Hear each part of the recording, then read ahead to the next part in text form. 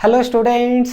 तो आज हम लोग सॉल्व करने जा रहे हैं क्लास 12th फिजिक्स का chapter number 1 electric charges and field का डीपीपी नंबर 3 जो कि बेस्ड है लेक्चर 9, 10, 11 और 12 पर। ठीक है, तो इसके टॉपिक्स एक बार देख लेते हैं, उसके बाद स्टार्ट करते हैं सॉल्विंग।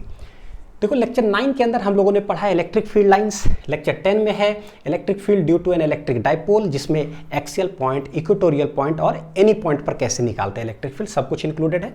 नेक्स्ट लेक्चर 11 के अंदर torque on an electric dipole placed in a uniform electric field, और इसी में हम लोगों ने फोर्स भी पढ़ा। नेक्स्ट देखो, लेक्चर 12 में फोर्स और टॉर्क कैसे निकालेंगे इलेक्ट्रिक डाइपोल पर जब नॉन यूनिफॉर्म इलेक्ट्रिक फील्ड में होगा, है ना। तो ये सारे टॉपिक्स था। कोई भी टॉपिक अगर सर्च करना हो ना, मान लो जैसे कि इलेक्ट्रिक फील्ड लाइंस, और वीडियो देखना है हमें, तो डायरेक्ट यूट्यूब में टाइप करो electric field lines physics links, बस हो गया। ठीक है, वो वीडियो आ जाएगा आपके सामने, वो देख लो सिंपल सा। या कोई लेक्चर ही हमें पर्टिकुलरली अगर सर्च करना हो, मान लो लेक्चर 11, तो आप लिखो यूट्यूब में electric charges and field lecture 11 physics links. ठीक है, बस इससे क्या है, आपका समय बहुत ज़्यादा बचेगा, कहीं इधर उधर जो है ना खोजने की जरूरत नहीं है, डायरेक्ट यूट्यूब में टाइप। चलिए देखते हैं। सबसे पहला सवाल क्या है, स्क्रीन पर ये हाजिर 4 ऑप्शन के साथ। तो an infinitely long positively charged, ये सवाल बच्चों बोर्ड में पूछा गया है, सोच लो जरा, है ना। An infinitely long positively charged straight wire has a linear charge density कितना है, लैम्डा कूलम पर मीटर। एक इनफाइनाइट वायर हमारे पास है, कैसा है, इनफाइनाइट वायर, इस पर लीनियर चार्ज डेंसिटी लैम्डा दे के रखा है, पॉजिटिवली चार्ज्ड है। An electron is revolving around the wire as it centre, यानी वायर हो गया सेंटर, एक इलेक्ट्रॉन चारों ओर घूम रहा है। तो एक इलेक्ट्रॉन है भाई, ये वायर के चारों ओर घूम रहा है with the wire as its centre. ठीक है, तो सेंटर से अगर यहाँ हम मिला दे तो ये रेडियस हो गया सर्कल का। With a constant velocity in a circular plane perpendicular to the wire, एक कांस्टेंट वेलोसिटी से ये चल रहा है, यानी कि जैसे समझो इलेक्ट्रॉन नहीं, ये वायर ऐसे है, वायर ऐसे है, एक इलेक्ट्रॉन यहाँ है आर डिस्टेंस पर, v वेलोसिटी से गोल गोल गोल गोल गोल गोल इसके चारों ओर घूम रहा है ना, घूम रहा है घूम रहा है घूम रहा है घूम रहा है। अच्छा, सवाल उठता है घूम कैसे रहा है ठीक है, उसी में सब कुछ छुपा हुआ, घूम कैसे रहा है।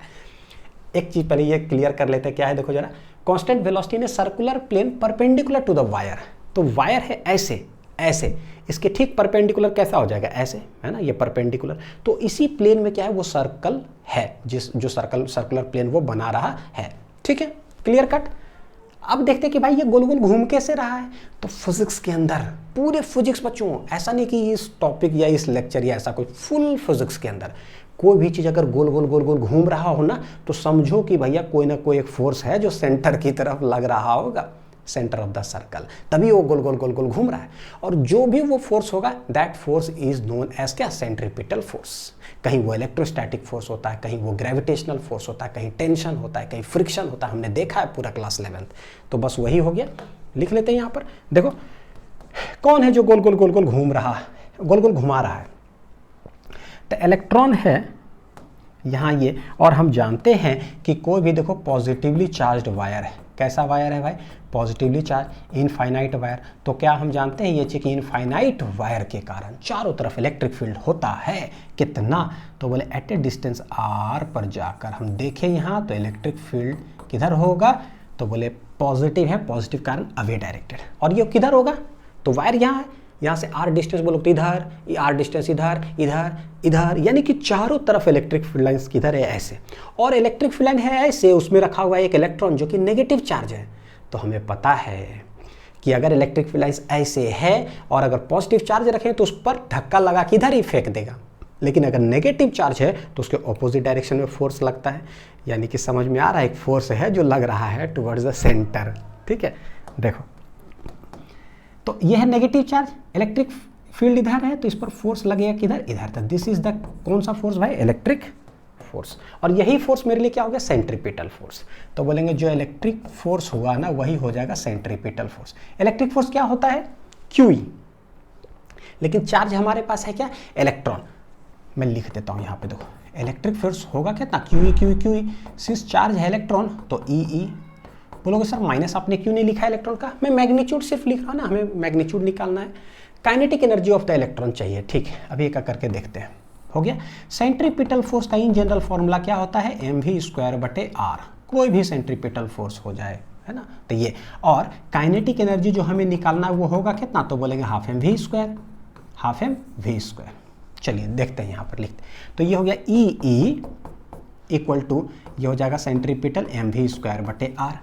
और कोई भी इनफाइनाइट अगर वायर हो उसके कारण आर डिस्टेंस पर जाकर इलेक्ट्रिक फील्ड का वैल्यू क्या होता है, तो इलेक्ट्रिक फील्ड का वैल्यू होता है 2k लैम्डा बाई आर।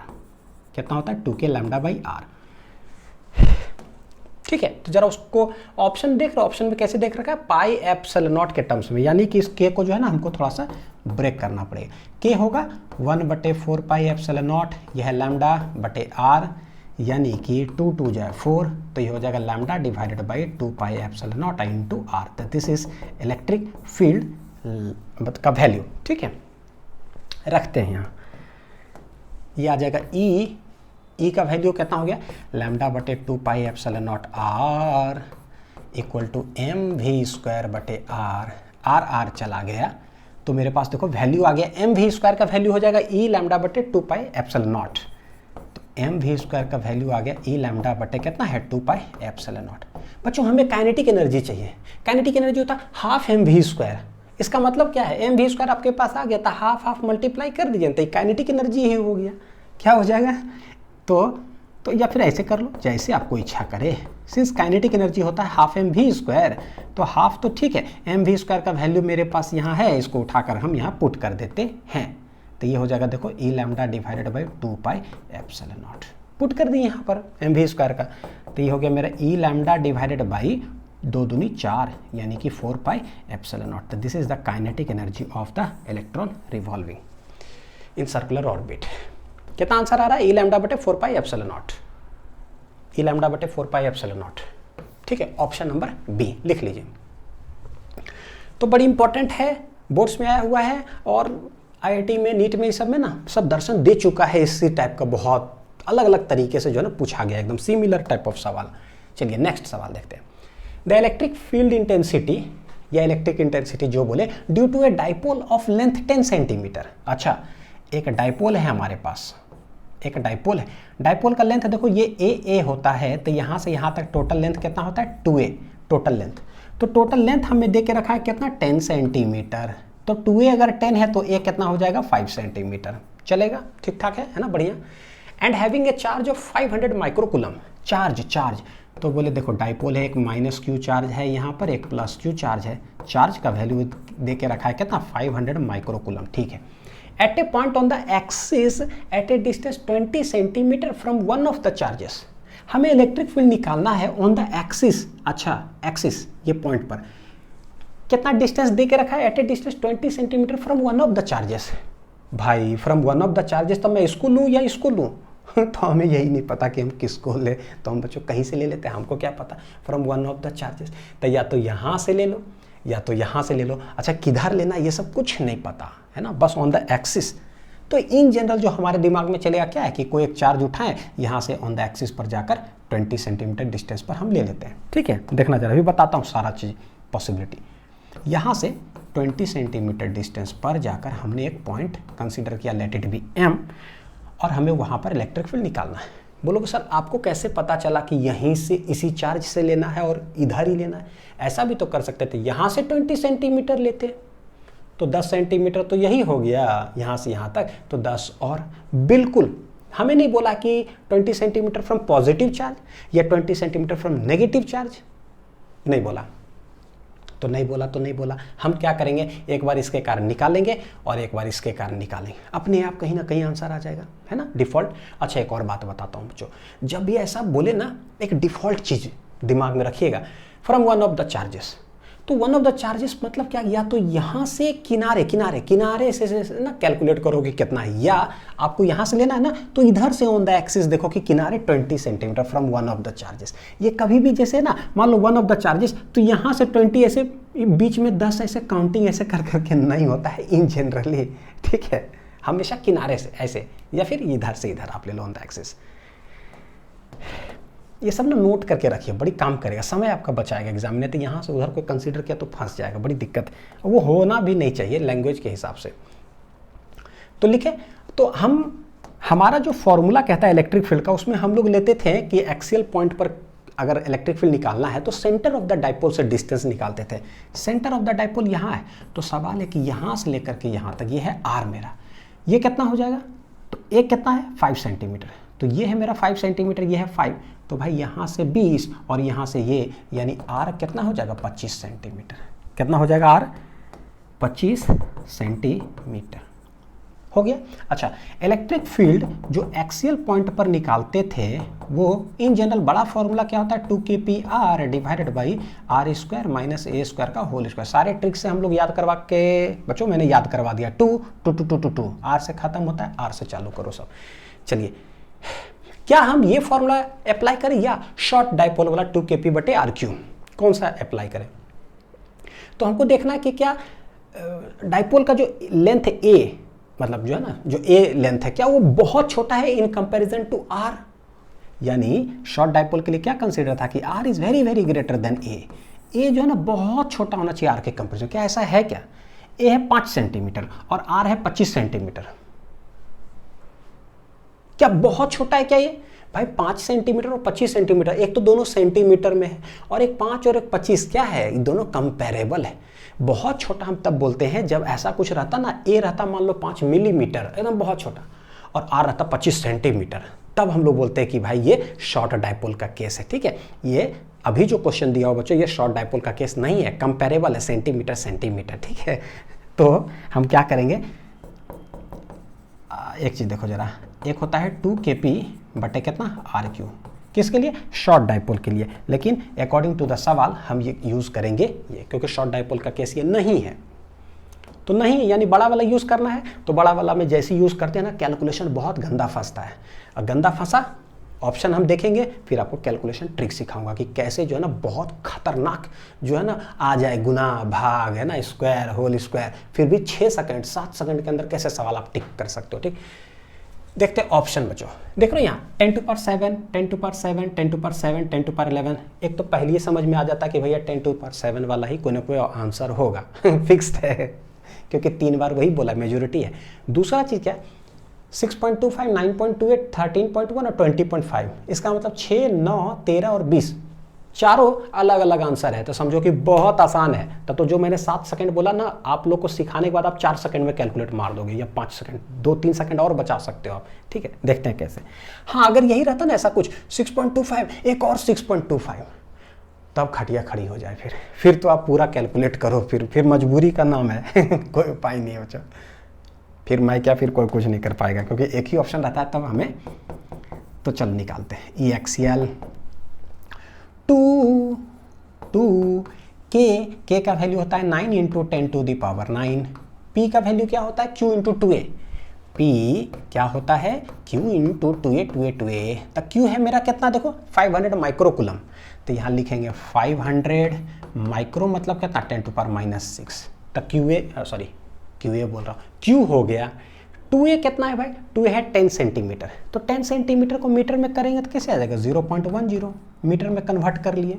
ठीक है, तो 2kp r कितना है भाई 25 सेंटीमीटर, तो 25 को अगर मीटर में कन्वर्ट करेंगे 0.25, सब ऊपर ऐसे लिखा गया, डिवाइडेड बाई ये आर स्क्वायर माइनस ए स्क्वायर का होल स्क्वायर। आर स्क्वायर है 25 सेंटीमीटर, यानी कि 0.25 का whole square, are square minus A square, a है 5 सेंटीमीटर को 0.05 का होल स्क्वायर, और इसको क्या है पूरा का है भाई whole square, are square minus A square का होल स्क्वायर। अब इतना बड़ा सवाल को जो बहुत खतरनाक गुना, मैं बोलूँ कि 5 सेकंड के अंदर आंसर टिक करो, बड़ी मुश्किल है ना, बहुत मुश्किल है बच्चों। पता है एक फैक्ट चीज़ बताता हूँ, बहुत सारे लोग जो भी पढ़ा रहे ना, ये आपको सिखाएंगे नहीं कि भाई जो है ना, ये भाई हम लोग भी पढ़े तो स्टूडेंट तो रहे, ऐसा तो नहीं डायरेक्ट जन्म लिए टीचर ही बन गए, स्टूडेंट तो रहे, अच्छे जगह भगवान के दया से पढ़े भी, लेकिन जो है ना ये सब चीज़ बताते नहीं है कि आपको कैलकुलेट कैसे करना है। बस क्या है आ गया, ठीक है, after calculating we will get answer, तो आंसर आ गया भाई, घर में कैलकुलेट कर लेना। नहीं भैया घर में कैलकुलेट होता है क्या, 5 सेकंड के अंदर ही वाला कैलकुलेट होता है? आप जरा सोच करके देखो बच्चों, होता है 5 सेकंड में? नहीं होता है। हम पूरा बढ़िया से कैलकुलेट करें, डेसिमल हटाएंगे, स्क्वायर लगाएंगे, सब करेंगे, मन भर 2-3 मिनट के अंदर सॉल्व होता है। एग्जाम में उतना समय नहीं होता, एग्जाम में we have only 10 seconds 15 seconds के अंदर हमको आंसर मारना होता है।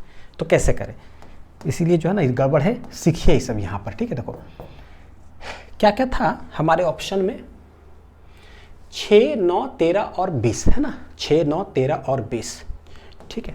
तो 6, 9, 13 और 20, तो ये 4 ऑप्शन में ना हमें कहीं कहीं जो है बस लाना है डिजिट्स में। देखो क्या करते हैं, 10 से तो कोई मतलब है नहीं, तो 10 से जब कोई मतलब नहीं है तो देखो क्या करेंगे, यहाँ से सिर्फ डिजिट्स देखो नंबर क्या क्या है, 2 है, फिर 9 है, फिर 5 है, बस 500 भी नहीं लेना, 5, 100, 10, 10 सब हटा, ये भी क्या 10 इंटू 1 ही तो समझो है, तो इससे हमें कोई मतलब नहीं, ठीक है। वो कितना है 25, बस 25 हो गया। नेक्स्ट यहाँ क्या है, ए स्क्वायर माइनस बी स्क्वायर और टोटल का होल स्क्वायर है। तो भाई ए स्क्वायर माइनस बी स्क्वायर क्या होता है, ए प्लस बी, ए माइनस बी, तो ए प्लस बी, तो देखो 25 और 5 कितना हो जाएगा 30, क्योंकि 0.25 है, 0.05 है, डेसिमल के 2, डेसिमल के बाद 2, यानी कि ठीक ठीक सेंटीमीटर में ही है। तो 25, 5 कितना हो गया 30, और 25 में से 5 चला गया, कितना हो गया 20। समझ में आया बच्चों मैंने क्या किया, देखो ए स्क्वायर माइनस बी स्क्वायर जो है ना, ये होता कितना है ए प्लस बी और ए माइनस बी, यानी कि दोनों ए बी को जोड़ दो, दोनों को घटा दो। हमने जोड़ा, 25, 5 हो गया 30, और 25 में से 5 चला गया, हो गया 20, इसका होल स्क्वायर। इसके आगे भी हम क्या करेंगे, देखो 2 into 9 into 5 into 25 divided by क्या है 10, तो हमको लेना है नहीं, तो हम सिर्फ 3 देखेंगे, 3 का होल स्क्वायर, 3 3 9, 2 का होल स्क्वायर, 2 दूनी 4, ठीक है। अब इसको काटेंगे, खटाक चला गया, 2 दूनी 4 हो गया भैया, 25 5 125 हो गया, डिवाइडेड बाई कितना है नीचे 2, तो 2 छक कितना है 12, कहानी खत्म, हम आगे देखेंगे भी नहीं, 6 देखेंगे उठा के मार देंगे, 2 छक 12 है बस। ये है कैलकुलेट करने का तरीका। अब आप बोलोगे सर आपको तो 5 मिनट लग गया, बिल्कुल लगा है ना, मैं स्वीकार करता हूँ, लेकिन इसलिए लगा बच्चों मैं आपको सिखा रहा हूँ, इसीलिए यहाँ पर समय लगता है, ठीक है। लेकिन अगर मान लो जब सीख गए अब हमको करना हो तो कैसे करेंगे, देखो बताता हूँ। इतना बड़ा दिख गया, देखो 10 से हमें मतलब नहीं है, तो क्या करेंगे 2 इंटू 9, देखना कैसे करूँगा, ठीक है। 2 इंटू 9 इंटू हो गया 5 इंटू ये सब तो गया ही हो गया 25 डिवाइडेड बाई कितना है 25, ए स्क्वायर माइनस बी स्क्वायर, अच्छा 25 5 30, 30 मतलब कि 3, ठीक है। 25 में से 5 चला गया 20, 20 मतलब कि 2, इसका होल स्क्वायर है, तो ये सब लिखने की जरूरत नहीं है, 9 इंटू 4, देखो ऐसे ही तो काटेंगे है ना हमें, ठीक है। उसका 9 9 गया, 2 दूनी 4, ठीक है। 25 25 125 डिवाइडेड बाई 2, 2 छक 12, कहानी खत्म, 6 कहानी खत्म। ऐसे कैलकुलेट करेंगे, जो कि गिन करके 5-6 सेकंड लगेगा।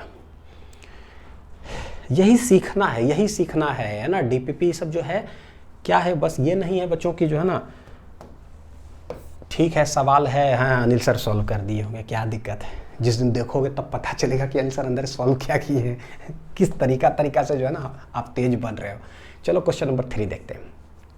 Figure shows the electric lines of force emerging from A charged body.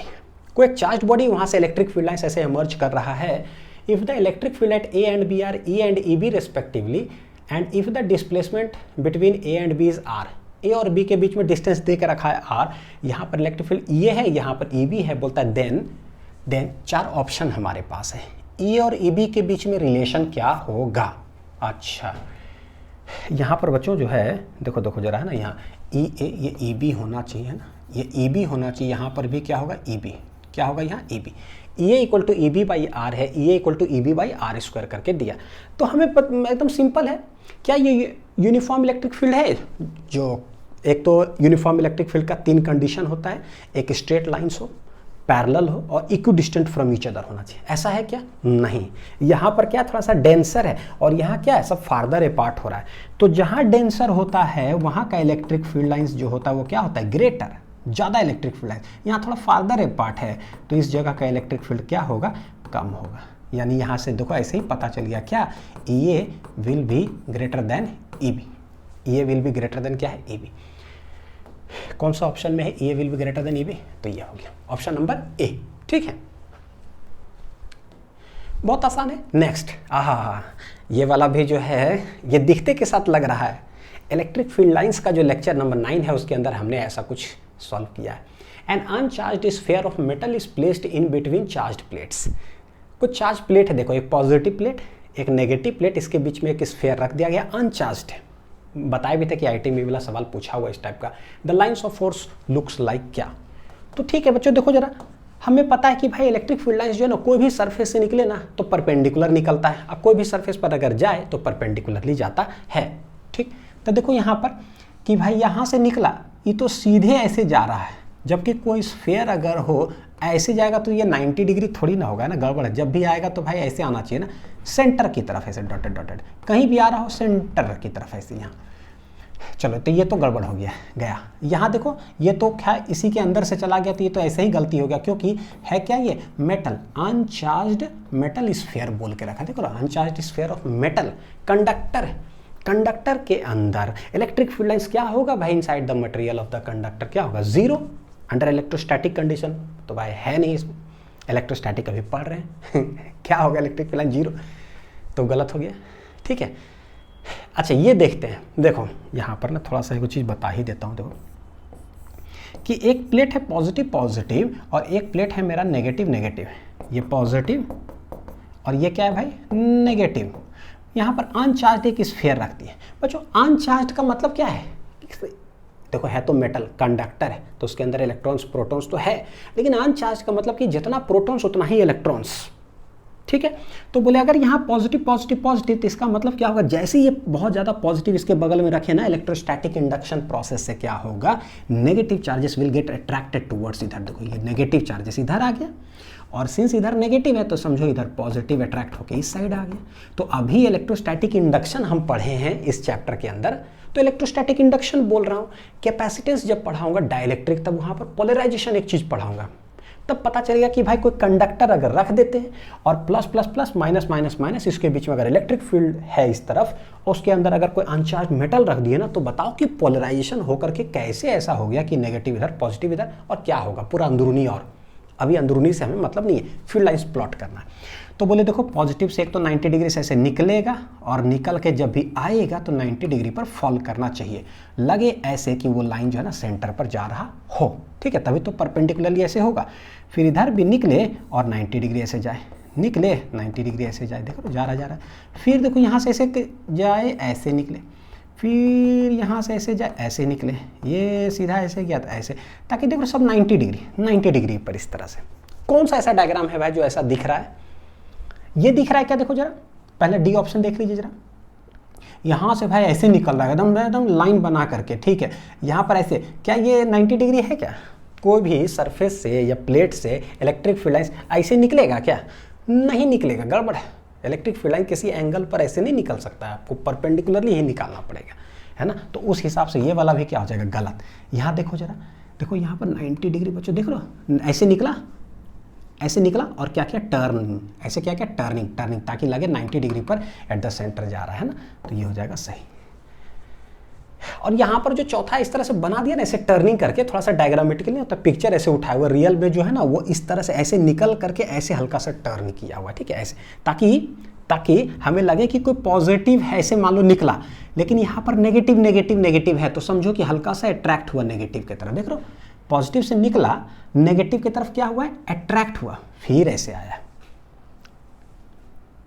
ठीक है, तो ये डायग्रामेटिकल वाइज जो है थोड़ा सा ये, तो ये सही हो जाएगा ऑप्शन नंबर कौन सा, सी। देखो ऑप्शन नंबर कौन सा है वो छोड़ दो, ये जो आंसर है ना सी, वो सही है हमारे लिए। तो ये ए बी सी में सी यहाँ है, तो जाकर के ये सही ऑप्शन नंबर सी। ठीक है, हाँ ये ध्यान दीजिएगा, ये सी यहाँ भी हो सकता था, कहीं भी होता था, हम उसको टिक करते, कैपिटल सी जो है। नेक्स्ट, ये पता है सवाल एम्स में पूछा गया, आईआईटी में पूछा गया है, एकदम सिमिलर टाइप का, सेम समझ लो दोनों जगह पर। क्या है भाई, spatial distribution of the electric field due to two charges a and b as shown in figure. A एक चार्ज है, यहाँ से देखो इलेक्ट्रिक फील्ड लाइंस निकल रहा है, और यहाँ पर जा रहा है का मतलब है कि वो नेगेटिव चार्ज है ना। कहीं पर निकल रहा हो तो ये पॉजिटिव चार्ज, कहीं जा रहा है मतलब आ रहा है तो नेगेटिव चार्ज हो गया। ठीक, which one of the following statement is correct.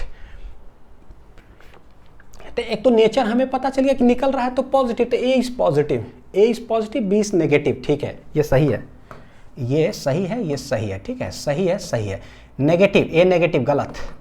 Both are positive, गलत भैया, गलत, ये गलत है। बोथ आर नेगेटिव, गलत। ये भी गलत, हेंस ए सही। आगे हमको देखने की भी जरूरत नहीं है, बस इसी को देख कर लिए। लेकिन इसके आगे एक और चीज देकर रखा है कि मैग्नीट्यूड ऑफ ए जो चार्ज है ना वो ग्रेटर देन बी है। क्या ये सही है क्या? देख लेते हैं। देखो मैग्नीट्यूड ऑफ जो चार्ज होता है ना इज डायरेक्टली प्रोपोर्शनल टू बच्चों क्या है, नंबर ऑफ फील्ड लाइंस, या number of field lines is directly proportional to the magnitude of the charge. जो स्टैटिक लाइंस है जो हम लोगों ने पढ़ा है क्या, कि जो नंबर ऑफ फील्ड लाइंस होता है, field lines is directly proportional होता है to the magnitude of the charge.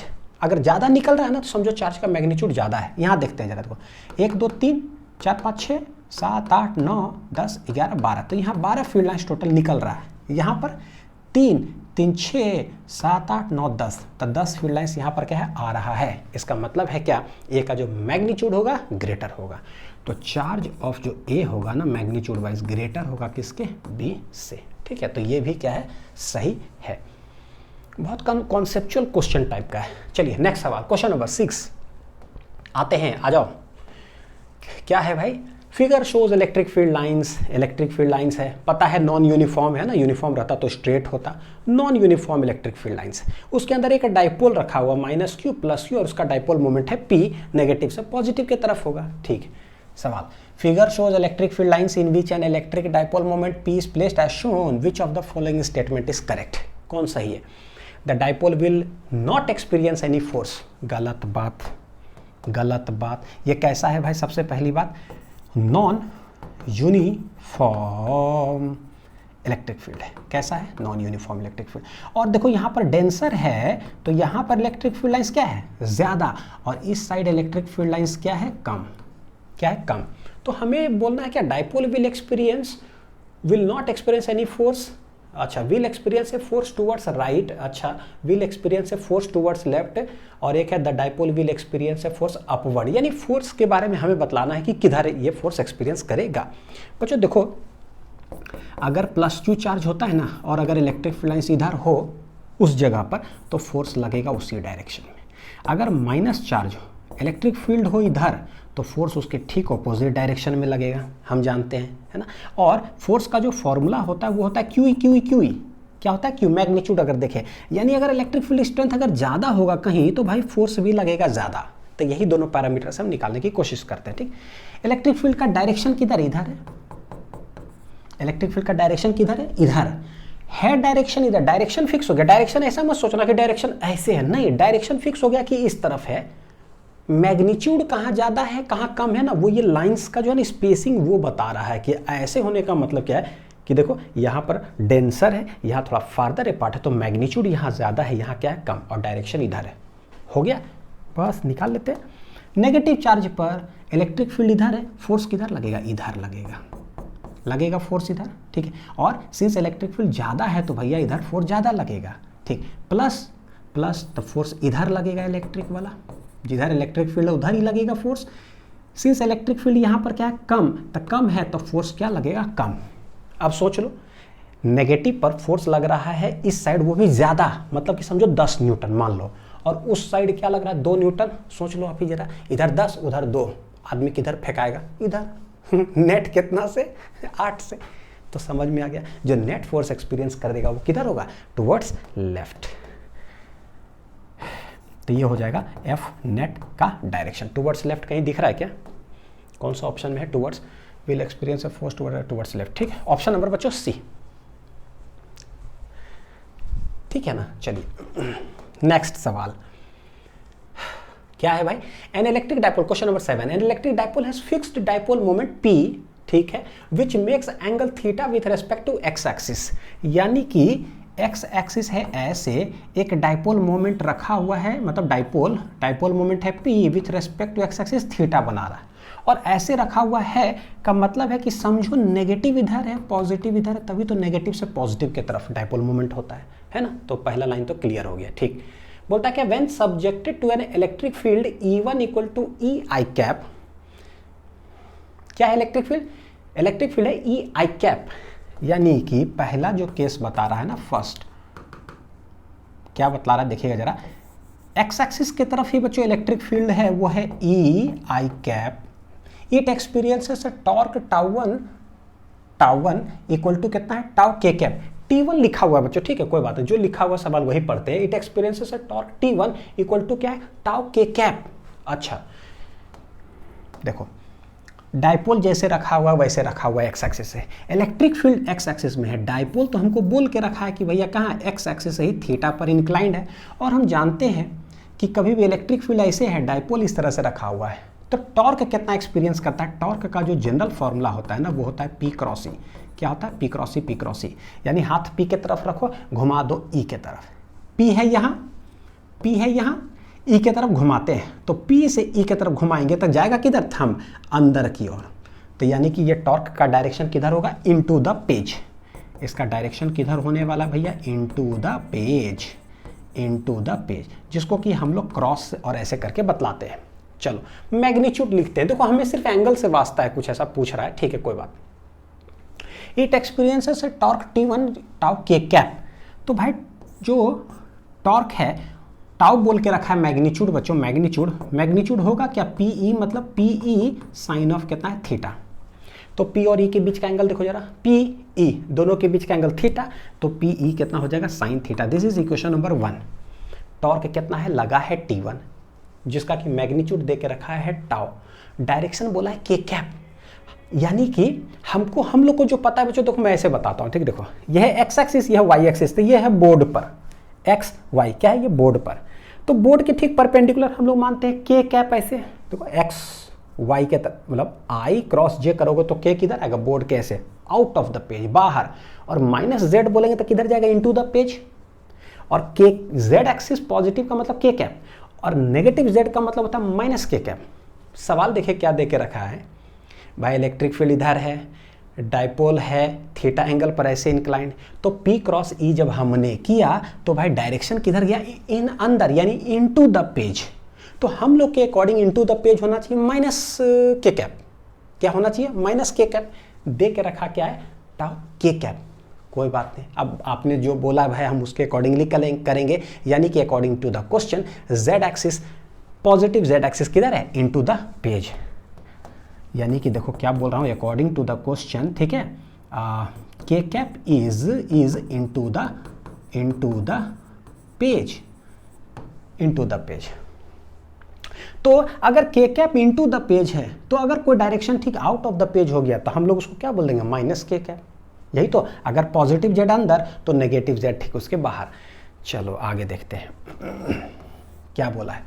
मैंने सवाल समझ में आना चाहिए, आंसर तो मैं छाप दूं बच्चों, लेकिन उससे क्या फ़ायदा है ना, हर लाइन समझ में आना चाहिए कि भाई क्या है, कह क्या रहे हो भाई, क्योंकि सवाल तो इनफाइनाइट बन सकता है, ट्विस्टिंग बहुत सारा हो सकता है।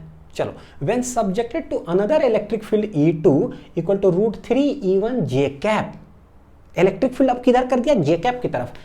अभी किधर था इलेक्ट्रिक फील्ड, एक्स एक्सिस, ठीक है। तो हम लोग बोले देखो भाई ये है एक्स एक्सिस, और एक डाइपोल जो है ना वो थीटा पर इंक्लाइंड था, ये तो पहले से था। इलेक्ट्रिक फील्ड बस चेंज कर दिया, किधर कर दिया इलेक्ट्रिक फील्ड, इधर। तो ये E2 इक्वल टू देखो क्या दे के रखा है, √3E1 कितना है, जे कैप। और E1 इलेक्ट्रिक फील्ड का जो मैग्नीट्यूड है कितना था, तो E1 जो है वो है मैग्नीट्यूड कितना, E, यानी कि जो E2 है एक्चुअली होगा कितना, √3E हो जाएगा जे कैप, सही है, √3E, क्योंकि E1 E हो गया। तो अब मेरे पास P इधर है, इलेक्ट्रिक फील्ड इधर है, हम जानते हैं टॉर्क होता क्या, P क्रॉस E। जरा P से E के तरफ हाथ घुमाओ बच्चों, P से E के तरफ, P से E के तरफ, P ऐसे रखेंगे, E के तरफ देखो हाथ घुमाएंगे ऐसे, तो थंब किधर जा रहा है, आउट ऑफ द पेज। यानी कि यहाँ पर टॉर्क का जो डायरेक्शन है P क्रॉस E जब करते हैं तो ये आ जाता है क्या, आउट ऑफ द पेज, ठीक है, यानी आउट ऑफ द पेज। इसका मतलब ये हो गया अकॉर्डिंग टू द क्वेश्चन, इसको क्या बोलेंगे, माइनस के कैप। यानी कि पहला जो टाउ1 था ना वो था इनटू द पेज, तो टाउ2 जो आ रहा है ना वो किधर आ रहा है भैया, आउट ऑफ द पेज आ रहा है। दोनों का डायरेक्शन क्या है हमारे अकॉर्डिंगली, जस्ट ऑपोजिट, ठीक। बोलता है when subjected to electric field E2 equal to इतना, इट एक्सपीरियंसेस टॉर्क T2, वो क्या, -T1, यानी कि वेक्टर लगा हुआ और माइनस लगा हुआ, तो ये माइनस बतला क्या रहा है, डायरेक्शन बतला रहा है कि T2 जिधर होगा ना, किधर होगा, -T1 की तरफ, यानी जिधर T1 उसके ठीक ऑपोजिट डायरेक्शन में T2।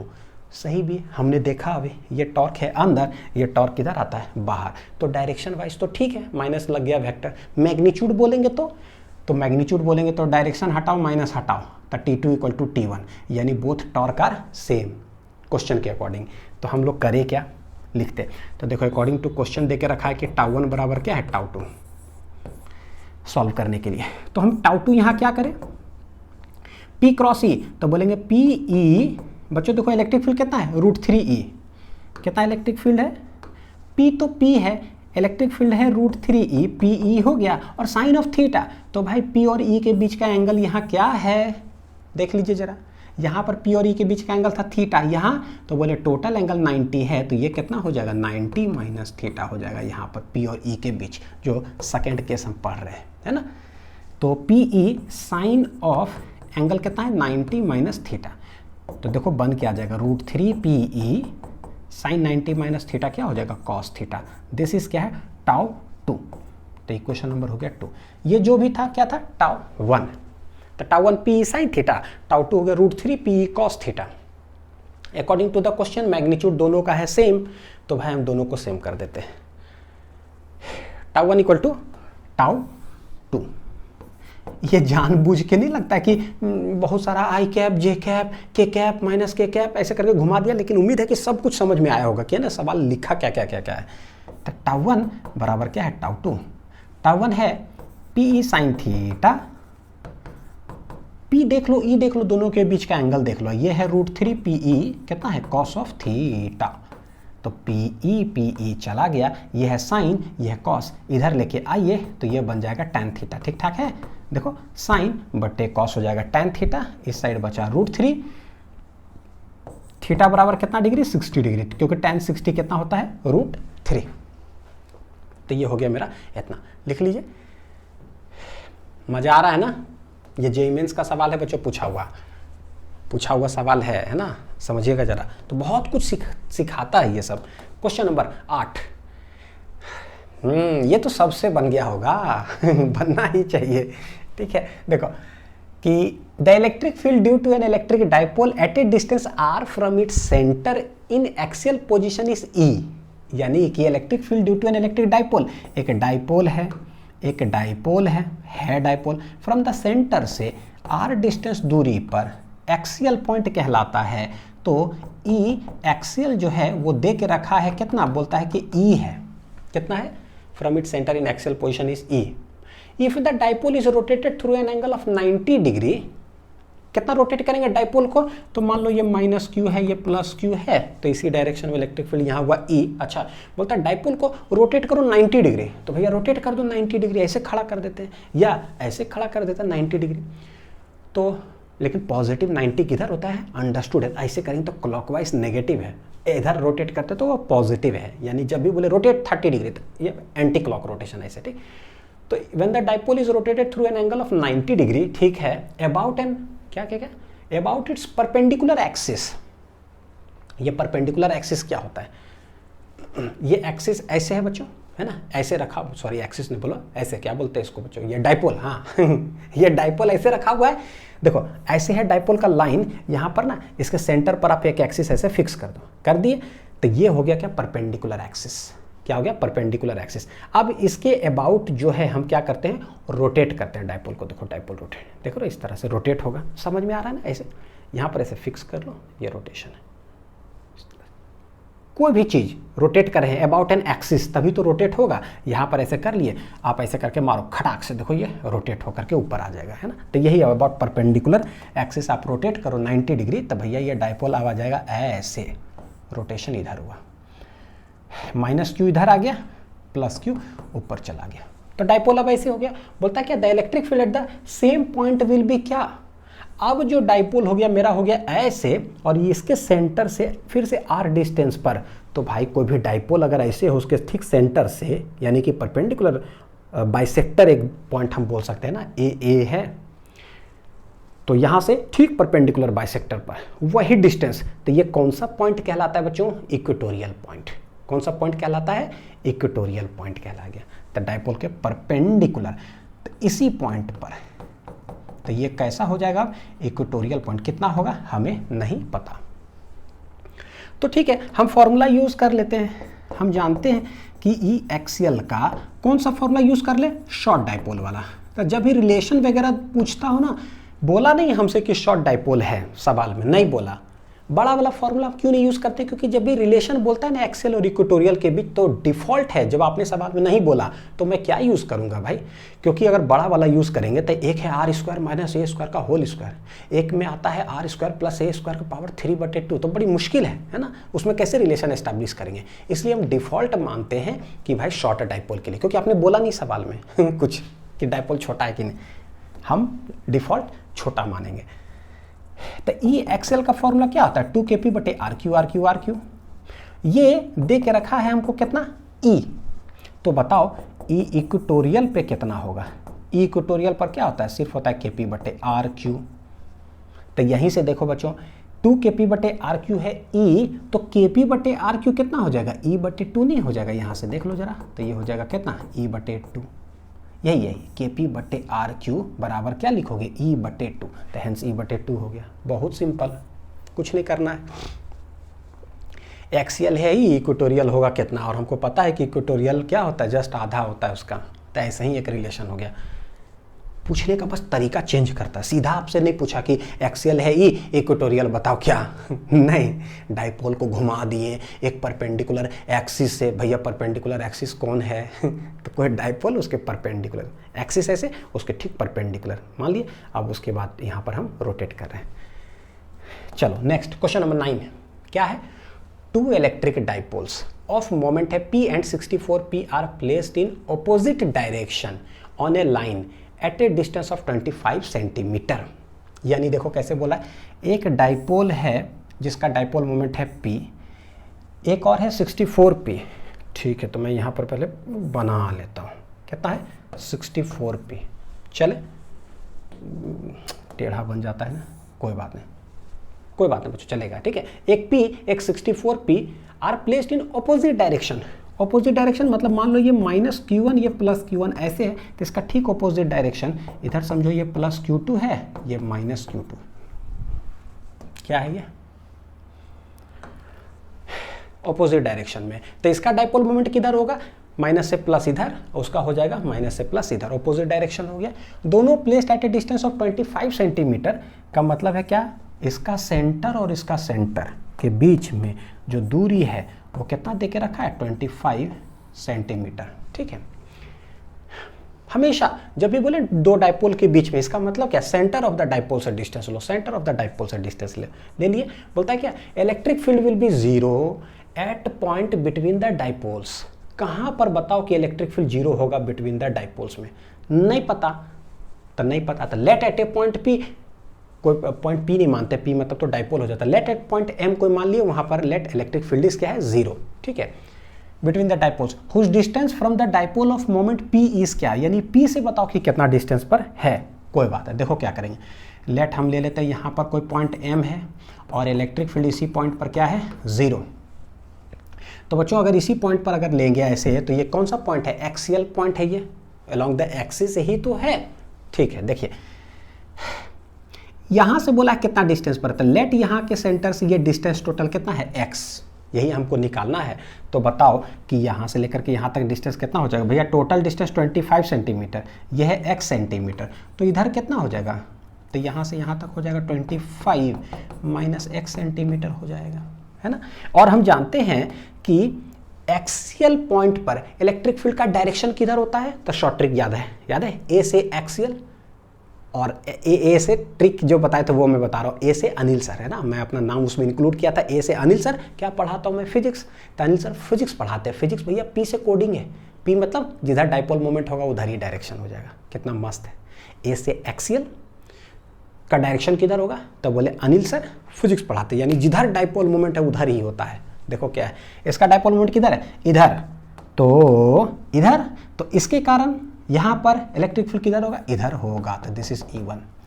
ठीक है, अब इसके देखते हैं, इसका डाइपोल मोमेंट किधर होगा, इधर, तो भैया एक्सियल पर डायरेक्शन किधर हो जाएगा इलेक्ट्रिक फील्ड का, इधर ही होगा, यानी उसके वजह से इलेक्ट्रिक फील्ड किधर हो जाएगा, इधर। मस्त है ना। तो हमें क्या करना है, जीरो करने के लिए क्या हो, ये और ये दोनों हो जाए बराबर, तो चलो बराबर कर देते हैं। कर दे बराबर। अच्छा एक और बात फिर से देखो, क्या डायपोल के बीच का लेंथ दिया है बच्चों? डायपोल के बीच का लेंथ दिया है जिससे हम लोग आइडेंटिफाई कर सके कि अच्छा ये 25 सेंटीमीटर है, ये कितना है 10-15 सेंटीमीटर, ऐसा कुछ दिया है? नहीं। जब भी ना देना, जब भी ना दे, हमेशा क्या यूज़ करो? शॉर्ट डायपोल का केस। धीरे धीरे न्यूमेरिकल्स बनाते बनाते ही ये प्रैक्टिस होता है कि यार यहाँ तो बोला ही नहीं डायपोल छोटा है कि बड़ा, क्या माने? छोटा, शॉर्ट डायपोल। तो E1 बराबर हो जाएगा E2। E1 कितना? E1 निकाल रहे हैं इस डायपोल के कारण, तो ये हो जाएगा कितना? 2kp बटे RQ। तो यहाँ से लेकर के यहाँ तक डिस्टेंस कितना है? x, तो ये हो जाएगा XQ। ठीक है। E2 कितना हो जाए? देखो 2kp, p कितना है भैया? 64p है, तो 2kp डिवाइडेड बाई RQ। यहाँ से लेकर के यहाँ तक डिस्टेंस कितना है? 25 माइनस एक्स का कितना हो जाएगा? Whole Q. सेंटीमीटर में याद रखिएगा x, तो आंसर देखो सेंटीमीटर में ही आएगा। लिख लिए यहाँ तक? बस काट छाट करना है, हो गया है तुझको तो प्यार सजना, लाख कर ले तू इनकार सजना। ठीक है। देखो 25 माइनस एक्स इधर आ गया, इसका होल क्यूब बटे कितना है? एक्स क्यूब बराबर कितना है? 64 वहाँ नहीं जाए, 2kp चला गया तो इधर हो गया है ना। उड़ाते हैं, सिंस पूरा का होल क्यूब है 64, तो ये भैया 25 माइनस एक्स बटे एक्स क्यूब हटेगा, तो यहाँ पर क्या लगेगा? क्यूब रूट, है ना। जैसे कैसे स्क्वायर हटता है तो स्क्वायर रूट लगा, क्यूब हटा तो क्यूब रूट लगा। ये कितना है? 4 चौक 16 चौक 64, 4 को कितना बार गुना करेंगे, है ना, तो ये आ जाएगा कितना आंसर? 4 बाहर निकल गया बस। तो 25 माइनस एक्स बटे x equal to 4, cross multiply कर दीजिए, तो 25 माइनस एक्स इक्वल टू हो गया 4x, वो उधर चला जाएगा, तो 25 इक्वल टू वो x उधर चला गया तो 4x प्लस x 5x, तो 5 5 25, यानी कि x इक्वल टू कितना आ जाएगा? 5 सेंटीमीटर। और जिस डायपोल से बोला था निकालने के लिए, हमने उसी डायपोल से कैलकुलेट किया है, तो आंसर ठीक है, जो आया वही सही है। कितना है? 5 सेंटीमीटर। तो 5 विल बी द आंसर। तो क्वेश्चन नंबर 9 हो गया बच्चों। यहाँ चलते हैं क्वेश्चन नंबर 10। क्या है भाई? 3 point charges plus Q minus 2Q और प्लस Q, अच्छा, आर प्लेस्ड एट कहाँ कहाँ प्लेस्ड है? x equal to 0, y equal to a, z equal to 0। यानी कि ऐसा करते हैं, पहले x y z बना लेते हैं। This is x, this is y, और ये है मेरा कितना है? z। ठीक है। देखो पहला प्लस Q कहाँ प्लेस्ड है? x equal to 0, z equal to 0, y सिर्फ है, यानी क्या है? सिर्फ अगर y में रहे तो वो y एक्सिस है, तो y एक्सिस में a डिस्टेंस पर जाकर ये प्लेस्ड है, a डिस्टेंस पर Q चार्ज प्लस Q। ठीक है। माइनस 2Q कहाँ प्लेस्ड है? देखो x equal to 0, y equal to 0, z equal to भी 0। लो भैया तुम ओरिजिन पर ही प्लेस्ड हो कितना? Minus 2Q। ठीक है, प्लेस कर दिए। नेक्स्ट तीसरा वाला जो प्लस Q कहाँ प्लेस्ड है? देखो x equal to a, y और z 0 है, यानी कि x एक्सिस पर प्लेस्ड है, तो x एक्सिस तो यही हो गया, कितना डिस्टेंस? a डिस्टेंस पर प्लस Q यहाँ प्लेस्ड है। हमसे बोलता है क्या? The net dipole moment vector is क्या? देखते हो जानबूझ करके डायग्रामेटिकल ना पूछ करके लैंग्वेज में पटक देता है सवाल, कंफ्यूज करने के लिए कि भाई कैसा कैसा रखा हुआ है। ये बहुत आसान है। बोलता है कि किधर होगा फाइनल नेट डायपोल मोमेंट, किधर होगा? तो कोई बात नहीं, देख लेते हैं, 4 ऑप्शन दिया हुआ है। तो बच्चों नेट डायपोल मोमेंट होगा क्या? देखो यहाँ माइनस 2Q, यहाँ पर प्लस Q, हम करते क्या? इस माइनस 2Q को ब्रेक कर लेंगे 2 भाग में। कैसे कैसे? माइनस Q, तो बोलते हैं एक माइनस Q, एक माइनस Q, 2 भाग में ब्रेक कर लिया माइनस 2Q को। तो एक डायपोल मोमेंट होगा क्या? माइनस से प्लस के तरफ एक डायपोल मोमेंट हो गया इधर, let it be P0, minus Q plus Q है, फिर से माइनस Q प्लस Q, तो एक डायपोल मोमेंट माइनस से प्लस के तरफ कितना हो जाएगा? P0, यानी कि 2 डायपोल मोमेंट हो गया। P0 दोनों के बीच का एंगल है 90 डिग्री। रिजल्टेंट किधर हो जाएगा? एग्जैक्ट बीच में जाएगा, दिस इज द रिजल्टेंट, और वो होगा कितना? √2P0। ये तो बहुत बार बना चुके हैं है ना, 90 डिग्री है, तो ये हो जाएगा √P0² plus P0² equal to हो जाएगा कितना?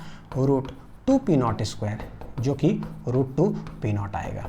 और ये P0 है क्या? ये है इसका डायपोल मोमेंट। डायपोल मोमेंट क्या होगा?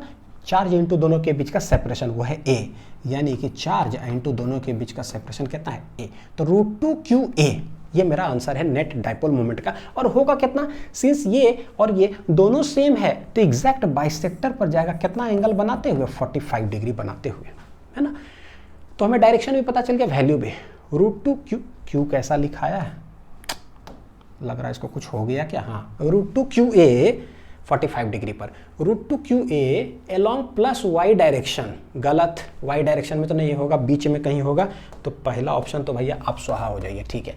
Root two Q a along the line joining the points x equal to 0 y 0 z 0, यानी बोल रहा है उस लाइन में है रिजल्टेंट वाला कि x y z 0 0 0 यानी ओरिजिन से, ठीक है, ओरिजिन से, and x equal to a y equal to a z equal to 0, z equal to 0 है, x और y दोनों a है, इसका मतलब क्या होता है x y प्लेन। देखो सिर्फ x में कुछ रहे वैल्यू यानी x एक्सिस, सिर्फ y में कुछ वैल्यू रहे यानी y एक्सिस, x और y दोनों में है का मतलब क्या, x y प्लेन हो गया हमारा। तो बोलता है कि x y प्लेन में x इक्वल टू a, सीखो बच्चों, सीखो, ये सब है ना, धीरे धीरे धीरे सीखने के लिए सब है। बोलते हैं कि मान लो कोई पॉइंट हम ले लेते हैं x equal to a y equal to a, हमने ले लिया, ज्वाइन कर दिया ऐसे, इसको ज्वाइन करते हैं, this is x equal to a y equal to a। ये कितना एंगल यहाँ पर बनाएगा जरा निकाल करके देखो जरा, ठीक है। यह ओरिजिन 0 0 और यह a कॉमा a, तो देखो tan थीटा अगर निकालेंगे तो ये हो जाएगा परपेंडिकुलर बटे बेस, तो भैया a बटे परपेंडिकुलर बटे बेस, a बटे a कट करके हो गया 1, यानी कि theta equal to tan 45 degree होता है। तो देखो 45 डिग्री, कितना घुमा करके सवाल पूछा है, एक तो क्वेश्चन में भी घुमाया और आंसर में भी घुमाया है कि भाई a कॉमा a से क्या वो पास कर रहा है क्या, तो बोले देखो अगर a कॉमा a से पास करेगा तो थीटा कितना बनाएगा 45 डिग्री, तो सच में 45 डिग्री बना रहा है का मतलब है कि भाई a कॉमा a इस पॉइंट से पास कर रहा होगा, ठीक है, तो सही है ये वाला। फिर ये क्यू ए है, तो ये तो गलत है। रूट टू क्यू ए है अलोंग प्लस वाई डायरेक्शन है, दोनों सेम ऑप्शन है, दोनों सेम ऑप्शन। चलो ये तो गलत ही है, तो बच्चों गलत ही है ना, लेकिन यहाँ पर कुछ और लिखा हुआ होगा ऑप्शन में ना, तो ऑप्शन नंबर बी क्या हो जाएगा हमारा सही, ठीक है।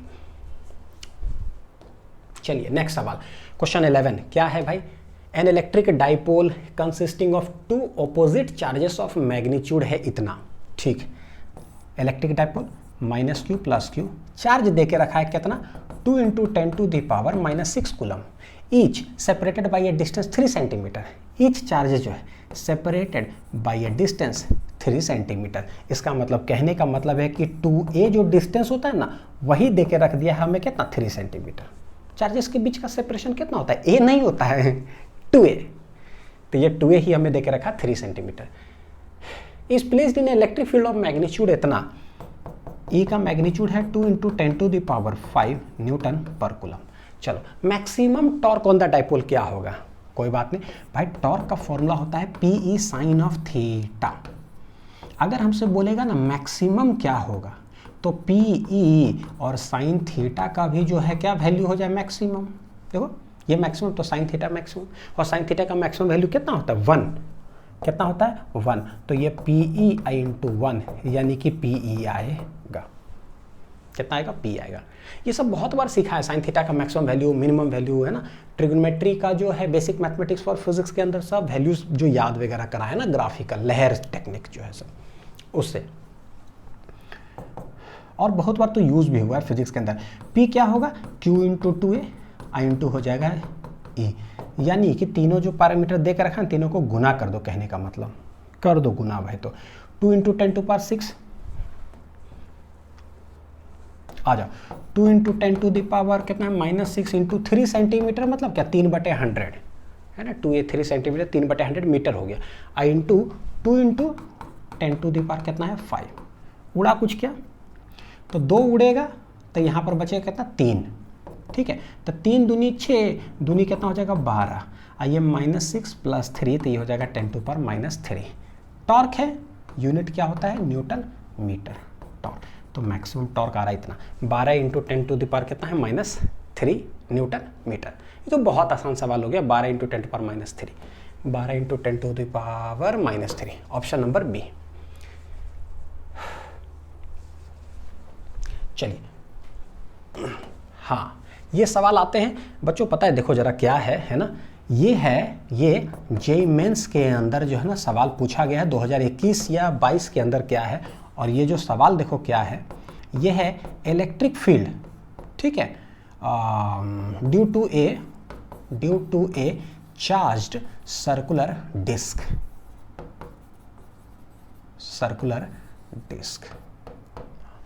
Due to charge circular disc on its axis. तो सोचो कि क्या है ये, पता है क्या, एक डेरिवेशन है पर्टिकुलरली, ठीक है, क्या है, एक डेरिवेशन है। तो लेक्चर में मैंने इसलिए नहीं करवाया था क्योंकि जनरली जो होता है ना, जैसे कि electric field on the axis of a circular ring के कारण उसके एक्सिस पर इलेक्ट्रिक फील्ड बड़ा हाईलाइटेड होता है और उसके अंदर 5-6 केसेस होते हैं कि मैक्सिमम कहाँ होता है, ग्राफ बनाओ, फिर मैक्सिमम वैल्यू बताओ कि क्या होता है, वो सब हमने निकाला था, ठीक। डिस्क का थोड़ा सा कम है, लेकिन सवाल उठ करके दर्शन दिए, मैंने बोला कि डीपीपी में करा दूंगा, आप खुद से ट्राई करो, देखो बनता है कि नहीं बनता है ना, खुद से भी। चलिए यहाँ सॉल्यूशन में देख लेते हैं। तो यानी कहने का मतलब ना, ये सर्कुलर डिस्क का जो है ये डेरिवेशन है। देखो जरा क्या, a uniformly charged disc of radius r. कोई भाई एक डिस्क है हमारे पास, ठीक, जिसका रेडियस कितना है आर, जिसका रेडियस कितना है कैपिटल आर, ठीक है, having surface charge density sigma, पूरा सरफेस चार्ज डेंसिटी सिग्मा दे के रखा है, यानी कि हर 1 मीटर स्क्वायर जो एरिया है उस पर कितना चार्ज है वो दे के रखा है, ठीक है। Is placed in the XY plane, XY plane में ये रखा हुआ है, मान लो this is X, this is Y, this is क्या है Z। तो अभी देखेंगे, ठीक है, डिस्क ऐसे है, तो चलो with it centre at the origin, centre कहाँ होगा इसका, ओरिजिन पर प्लेस कर देंगे। Find the electric field intensity along the Z axis at a distance Z from the origin. मान लो कि अगर ये XY प्लेन है, ठीक है, क्या है ये XY प्लेन, तो Z एक्सिस अगर ऊपर है मान लो, तो बोलता है क्या, बताओ यहाँ से Z डिस्टेंस पर एक पॉइंट है P, इलेक्ट्रिक फील्ड होगा क्या, डिस्क के कारण। कोई बात नहीं, लिख लीजिए पहले, चलो छोटा सा ऑप्शन भी देखो इस तरह से दे के रखा है। तो देखो मैं एक चीज जो आप लोग को भी बताने वाला हूं ना, उसको देखिएगा क्या, ये था रिंग के वजह से कि रिंग पर चार्ज था Q plus plus plus plus था, और आप लोग से बन जाना चाहिए, है ना, ट्राई किए होंगे तो देखो। तो यह बच्चों इसका रेडियस कितना है आर, एक्स डिस्टेंस पर बोले थे, तो मान लो कि ना ये एक्स, ऐसे आप समझो जरा सा, ऐसे this is x, this is y, this is x, this is y, और उसके ठीक परपेंडिकुलर कौन है जेड। तो देखो हम ऐसे कर देते, इसको अगर ऐसे टर्न कर दो तो ये इस तरह से बन गया। तो एक सर्कुलर जो रिंग है XY प्लेन में समझो रखा हुआ है, और ये हो गया मेरा Z एक्सिस। तो Z एक्सिस में लेट हमने डिस्टेंस माना x, तो बताओ कि x डिस्टेंस पर इलेक्ट्रिक फील्ड क्या होगा, एक रिंग के वजह से चलेगा। तो बोले एक रिंग के वजह से इलेक्ट्रिक फील्ड होता है कितना, तो बोले KQX divided by R square plus x square के पावर कितना होता है 3/2। सॉरी, ये हमने निकाला था, ये हमने निकाला था एक सर्कुलर रिंग के वजह से। इसी में अगर मान लो मैं बोलूं कि ये XY प्लेन है, ये है Z, अगर ये तो रिजल्ट आपको समझ में आ रहा है, जरा सा अगर रिप्लेस कर दूं, x को हटा करके अगर मैं Z बोल दूं, डिस्टेंस ही तो है, लेट बताओ Z डिस्टेंस पर क्या, तो भैया यहाँ Z हो गया, यहाँ Z हो गया, कोई दिक्कत नहीं है। तो कैसे करेंगे बच्चों, देखो इसको बोल देते हैं Z एक्सिस, क्या बोल देते हैं इसको, Z एक्सिस, ऐसे है x y और क्या है z, तो x क्रॉस y z होना चाहिए, यानी कि this is x, this is हो जाए y। देखो बच्चों x ऊपर है, y किधर है पता है, बाहर की ओर। समझो छोटा छोटा चीज है ना, समझो, आंसर की तरफ भागना नहीं, हमको समझना है। x ऊपर है, y है बाहर, तो यह है I, j है बाहर, I के तरफ हाथ रखो, j के गाल को मारो एक चटाका धड़ाक से, I क्रॉस j, देखो z के तरफ जा रहा है क्या, बिल्कुल जा रहा है, यानी हम इसको मान सकते हैं क्या, x y z, इस तरह से। ये हो गया XY प्लेन। तो ऐसे करके रिंग एक रखा हुआ है। रिंग कैसे रखा हुआ है, ऐसे, ताकि बोले कि भैया Z डिस्टेंस पर बताओ एक पॉइंट P है, क्या होगा इलेक्ट्रिक फील्ड, ठीक है। अब जैसे हमने रिंग के कारण देखा, आज हमारे पास क्या है ना, एक डिस्क है, क्या है आज हमारे पास, एक डिस्क है, इस पर ना सिग्मा दे के रखा है, यानी हमको जो चार्ज निकालना होगा हम आसानी से निकाल सकते हैं, पूरा भरा पड़ा है ऐसे। सेंटर हो गया, सेंटर से ठीक एक पॉइंट है P, Z डिस्टेंस पर इलेक्ट्रिक फील्ड पूछा जा रहा है कि ऑन द एक्सिस पर बताओ कि क्या होगा, ठीक ना। तो हम क्या करें, एक्स वाई समझ में आया, तो बोलते हैं कि this is x, this is क्या है भाई y, एक्स वाई, और ये हो गया मेरा z। तो करे क्या, तो हम बोले कि भाई एक जो डिस्क होता है ना, एक डिस्क जो होता है, डिस्क क्या चीज से बना हुआ होता है, देखो एक सर्कुलर डिस्क ऐसे मान लो, जैसे कि एक ना डिस्क इस तरह से हमने मान लिया डिस्क, तो हम क्या कह सकते हैं कि भैया एक रिंग के कारण, एक छोटा सा पतला सा अगर रिंग रहता ना उसके कारण इलेक्ट्रिक फील्ड तो हमें पता होता है एक्सिस पर। सोचो जरा सा, कितना रिंग एक डिस्क के अंदर होता है, सेंटर से बगल में छोटा सा r डिस्टेंस पर जाओ, एक रिंग लो, 2 रिंग लो, 3 रिंग लो, ऐसे कर करके कितना रिंग हम ले सकते हैं भाई, सेंटर से लेकर के कैपिटल R डिस्टेंस तक, इनफाइनाइट रिंग। यानी बोले कि ओ कोई R डिस्टेंस पर जाके छोटा सा थिकनेस का dr थिकनेस का एक रिंग ले लिया, उसके वजह से इलेक्ट्रिक फील्ड हमें पता है कि क्या होता है। अब ऐसे ही डी छोटा सा रिंग लोगे तो छोटा सा इलेक्ट्रिक फील्ड, छोटा छोटा छोटा छोटा इंटीग्रेट, तो टोटल डिस्क के कारण निकल जाएगा, कितना होगा। तो बस हो गया, कहानी खत्म। तो करे क्या, तो बोलते हैं देखो इसके अंदर लेट R डिस्टेंस पर जाते हैं, एक रिंग लेते हैं। देखो क्या लिए, रिंग, कितना थिकनेस का, dr थिकनेस का, ऐसे। तो ये जो थिकनेस है ना, ये वाला, ये थिकनेस है बच्चों कितना है, dr। इसकी वजह से है कैसा, प्लस प्लस प्लस, यही तो है, देखो plus plus plus plus plus plus, है ना, प्लस सिग्मा देकर रखा था। इसकी वजह से यहाँ पर इलेक्ट्रिक फील्ड क्या होगा, तो बोलेंगे कि इलेक्ट्रिक फील्ड, ठीक है, at a distance x, sorry at a distance z, due to an elementary ring, due to an elementary ring, ये क्या हो जाएगा, तो एकदम तनीगु हो जाएगा इलेक्ट्रिक फील्ड। वो होगा क्या, देखो यहाँ क्या है, के क्यू, तो भैया चार्ज कितना होगा बच्चों, देखो टोटल डिस्क पर कितना चार्ज है भाई, टोटल डिस्क पर कितना चार्ज है, टोटल चार्ज है। हम ले रहे हैं छोटा सा रिंग, तो छोटा सा रिंग पर चार्ज कितना होगा, बिल्कुल छोटा सा, कितना सा रिंग चार्ज होगा, इस पर छोटा सा चार्ज होगा, वो क्या होगा, डी क्यू। और इसकी वजह से जो इलेक्ट्रिक फील्ड होगा वो इसी डायरेक्शन में कितना होगा, डी। तो हम डी निकाल ले रहे हैं, तो के इंटू क्यू कितना डिस्टेंस है, z डिस्टेंस पर निकाल रहे हैं, डिवाइडेड बाई क्या होता है, r square plus z square. तो यहाँ पर कौन सा आर स्क्वायर लेते हैं, कौन सा, जो रेडियस हमने रिंग का होता है वो है ना, रिंग का रेडियस कितना है बच्चों, कैपिटल R, तो ये होता है ना r square plus z square. हम जो रिंग लिए हैं उसका रेडियस कितना है, स्मॉल r। तो मेरे फॉर्मूला के अंदर क्या आएगा, देखो r square plus z square के पार कितना हो जाएगा, 3/2। तो this is the small electric field due to, लिख लीजिए, बढ़िया से डायग्राम बना लीजिए, ठीक।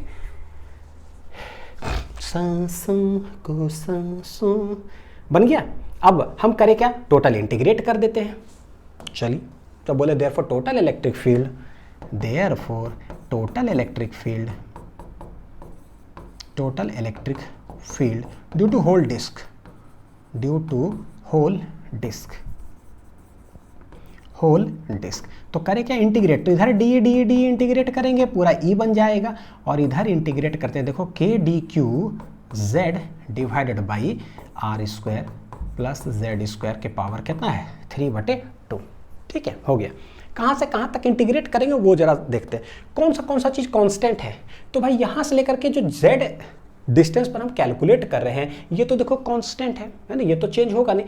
बस चेंज क्या हो रहा है, अभी r डिस्टेंस पर dr थिकनेस का जो रिंग है ना, हम यहाँ लिए, वैसा ही dr यहाँ से लेते लेते अगर कैपिटल R तक अगर चले गए ना, तो समझो कि पूरा डिस्क कवर हो जाएगा। यानी dr ना वो वेरिएबल है, तो छोटा r इज वेरिएबल, छोटा r इज वेरिएबल। चलो एक चीज़ तो ये समझ में आया कि छोटा r is variable, z is constant, r variable, तो dr भी वेरिएबल हो गया। z कैसा है भाई, कांस्टेंट, तो इंटीग्रेशन के बाहर आ जाएगा। k जो है कांस्टेंट है।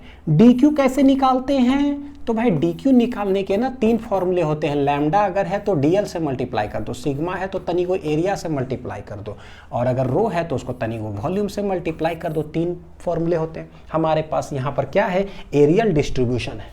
तो ये है मेरा डिस्क, इस डिस्क पर पूरा चार्ज है भाई कैपिटल Q या Q जो भी है।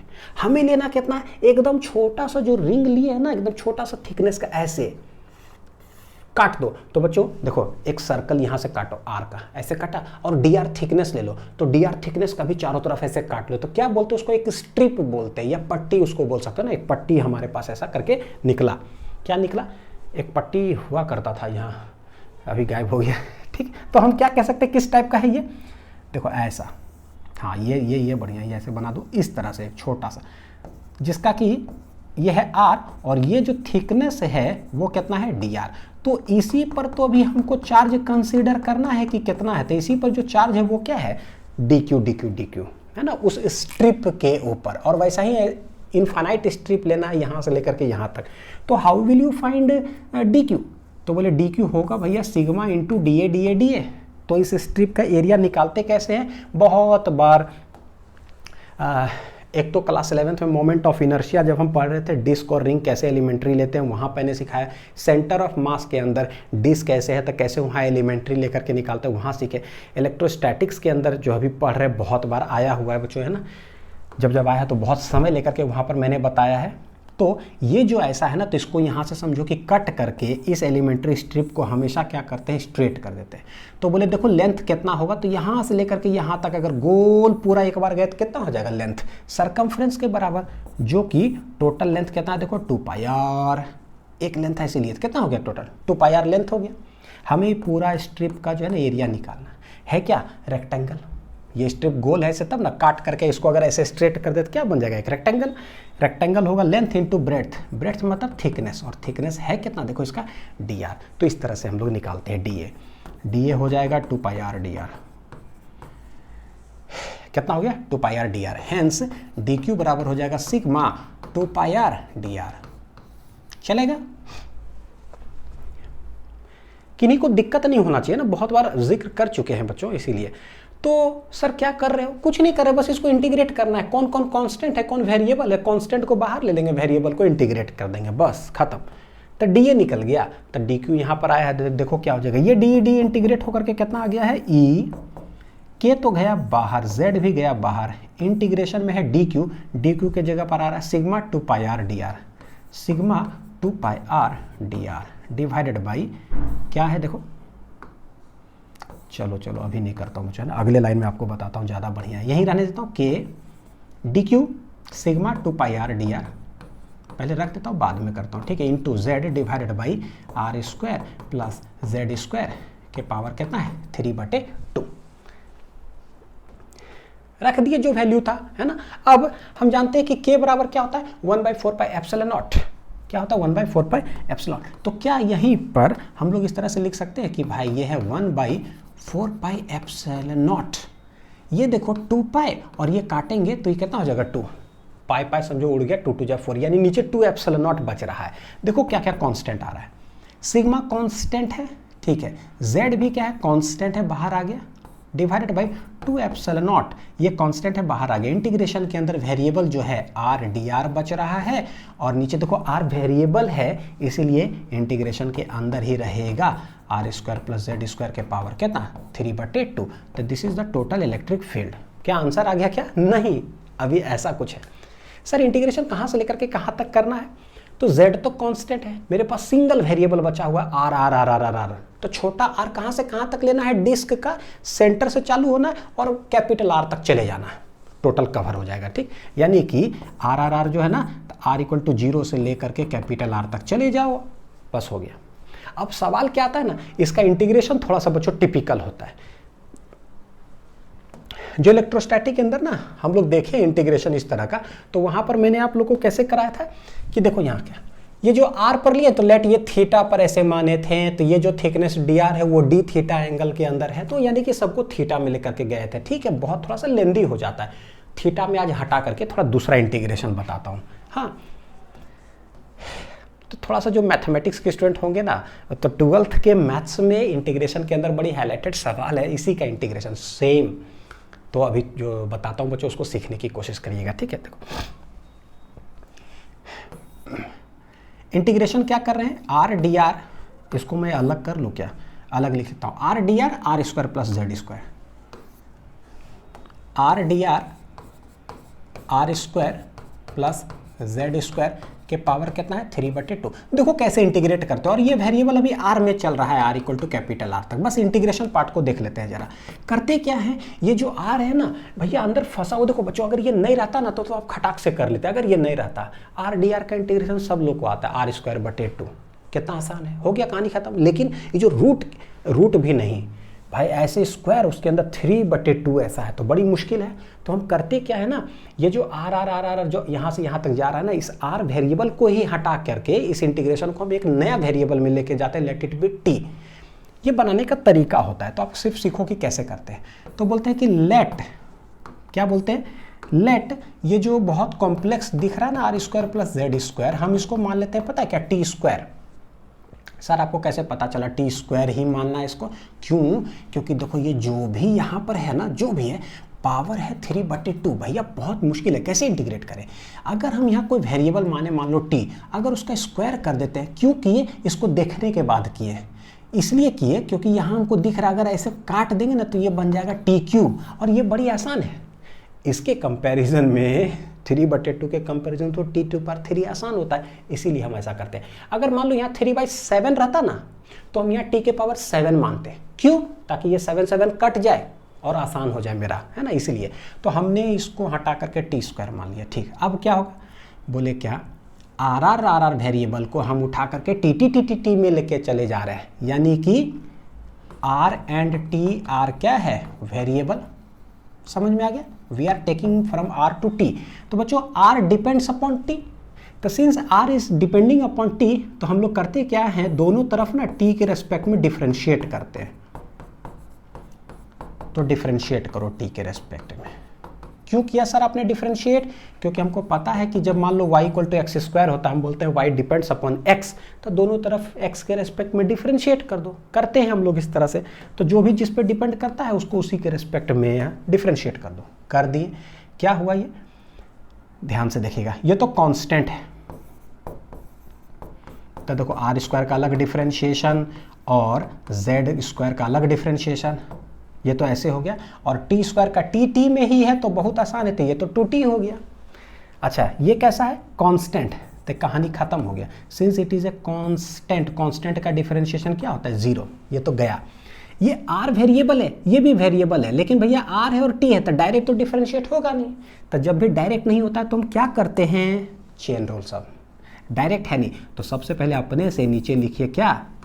अपने से लिखिए dr, क्योंकि r है ना तो पहले r के रेस्पेक्ट में इसको करिए। तो अपने से आपने नीचे dr किया ना, तो अपने से आपको ऊपर dr करना पड़ेगा, फिर नीचे है क्या? dt। तो ऐसे हो गया। अब बोलोगे कि यार सर क्या कर रहे हो, बहुत नया है। कुछ भी नहीं है नया, आप ये काम ऑलरेडी कर चुके हो एक्सेलरेशन का, या जो dv/dt होता है ना, dv/dt। तो यहाँ पर हम सब कुछ देख चुके हैं। v मान लो अगर x² है तो आप क्या करोगे? तो बोले भाई x² है ना, तो पहले x के रेस्पेक्ट में डिफरेंशिएट करते हैं, फिर dx/dt लिखते हैं। ये सब काम कर चुके हो 11th में। तो पहले r के रेस्पेक्ट में डिफरेंशिएट करेंगे, अपने r लिखे फिर ऊपर r गुना कर दो, तो dt था dt नीचे लिख दिए, इक्वल टू कितना हो गया? 2t। तो r के देखो r² का डिफरेंशिएशन क्या होगा? r के रेस्पेक्ट, ये हो गया 2r और ये है dr/dt, कितना हो गया? 2t। तो 2 चला गया, देखो r dr। बच्चों यहाँ देखना क्या रहा ऊपर? r dr, और ये देखो tt एक वेरिएबल में डाल देते हैं, तो भैया t इधर है, dt इधर चला गया, तो मेरे पास सिंप्लीफाई हो करके देखो क्या आ गया? ऐसा r dr इधर और t dt इधर। ये जो ना, जैसे कि पढ़ा रहा हूँ फिजिक्स, बहुत सारे बच्चे ऐसे जो भाई मैथ्स लिए होंगे लेकिन अभी तो नहीं पढ़े, बाद में पढ़ेंगे इंटीग्रेशन। जो बायो के स्टूडेंट हो गए भाई, उनके लिए तो बड़ा समस्या है ना। तो चलो उसके अंदर ना बच्चों, नीट के अंदर ये क्वेश्चन समझो कि नहीं ही आता है, नहीं ही आएगा। अगर आएगा डायरेक्ट फॉर्मूला वाइज ऐसा कुछ आता है, लेकिन हाँ जो जेईई मेंस के स्टूडेंट हैं उनको तो समझ में आना चाहिए। जब सीख जाओगे ना तो इतना लाइन करने की ज़रूरत नहीं होता है, डायरेक्ट हम यहाँ करते हैं। r² का डिफरेंशिएशन 2r dr।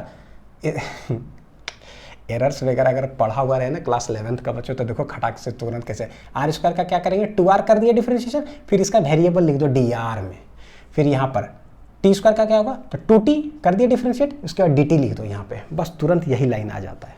देखो शॉर्ट में अगर पता रहेगा तो देखो यही लाइन को कैसे लिखूंगा मैं। r² का पहले 2r हो गया डिफरेंशिएशन, फिर इसका ना डिफरेंशियल लिख दो, छोटा लिख दिए। z तो कांस्टेंट है, इसका डिफरेंशिएशन कहानी खत्म। t² का कैसे हुआ? तो t² का अपने में 2t हो गया, फिर इसका डिफरेंशियल लिख दो, क्या होगा? वो होगा dt। देखो 2 चला गया, r dr इक्वल टू कितना हो गया? t dt। यानी कि कुछ करने की जरूरत नहीं, डायरेक्ट यही लिखा जाता है। तो वो धीरे धीरे प्रैक्टिस से होता है। अभी आप सीखो कि क्या है। तो जो भी वेरिएबल था ना r हम उसको tt में लेके चले जा रहे हैं, तो जहाँ पर r dr दिखाई देगा वहाँ हम t dt रखेंगे, जहाँ हमें r dr दिखाई दे रहा है वहाँ हम t dt रखेंगे। तो मेरा जो है ये सवाल देखो किधर चला जाएगा?